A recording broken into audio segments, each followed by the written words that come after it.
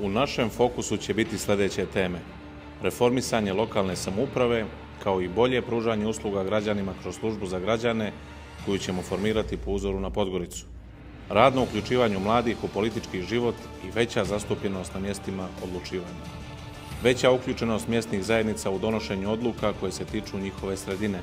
Obezbijedit ćemo opštinske subvencije za mlade čija je osnovna djelatnost poljoprivreda i stočarstvo. Formirat ćemo opštinsku direkciju koja će pomagati mladima da ostanu na selu, a već postojećim gazdinstvima da opstanu. Obezbijedit ćemo besplatne veterinarske usluge za sva seoska područja na teritoriji Berana. Zalagat ćemo se da svako veće selo ili više manjih sela dobije otkupnu stanicu ili proizvodni pogon, čime bi se poboljšao standard ljudi na selu i riješio problem zapošljavanja. Subvencionisat ćemo mala i srednja preduzeća i podržat ćemo domaće poslodavce za otvaranje novih radnih mjesta.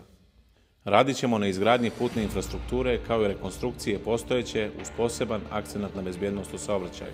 Trudit ćemo se da svako, čak i najmanje i najudaljenije selo dobije vodovodnu mrežu, odnosno pijaću vodu. Adaptirat ćemo autobusku stanicu i riješit ćemo problem gradskog prevoza koji će biti besplatan za penzionere i đake. Inicirat ćemo izgradnju sportske hale i izgradnju gradskog bazena. Aktivno ćemo raditi na poboljšanju kvaliteta života penzionera i omogućiti im raznovrsne aktivnosti poput otvaranja penzionerskog kluba, pokretanja senior kartica koje će omogućiti brojne popuste za starije sugrađane. Radit ćemo na očuvanju životne sredine, ulagati u obnovljive izvore energije i riješiti problem divljih deponija kako u gradu, tako i na selu. Insistirat ćemo na reciklaži smeća, ali i otpadnih voda.